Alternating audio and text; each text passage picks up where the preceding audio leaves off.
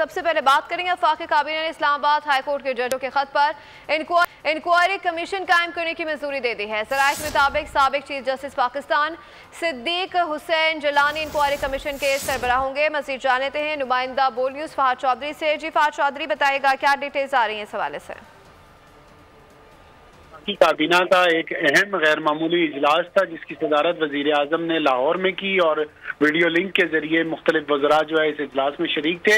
اس اجلاس میں inquiry commission بنانے کی منظوری دے دی گئی ہے جو اسلام آباد ہائی کورٹ کے 6 ججز کی جانب سے خط لکھا گیا تھا سپریم جوڈیشل کونسل کو۔ اس میں لگائے گئے الزامات کی تحقیقات کے لیے ایک اعلیٰ سطح کا انکوائری کمیشن تشکیل دینے کی منظوری دی گئی ہے جس کی سربراہی سابق چیف جسٹس تصدق حسین جیلانی کریں گے۔ انکوائری کمیشن کے terms of reference attorney general اور وزیر قانون تشکیل دیں گے، جبکہ attorney general chief justice of Pakistan قاضی فائز عیسیٰ کو بھی کابینہ کے فیصلے سے آگاہ کریں گے، کیونکہ وزیر اعظم شہباز شریف اور چیف جسٹس کی جو ملاقات ہوئی تھی اس میں یہ طے پایا تھا کہ اس خط پر ان الزامات پر ایک انکوائری کمیشن تشکیل دیا جائے گا جو کہ باضابطہ طور پر ان الزامات کی تحقیقات کر کے رپورٹ پیش کرے گا۔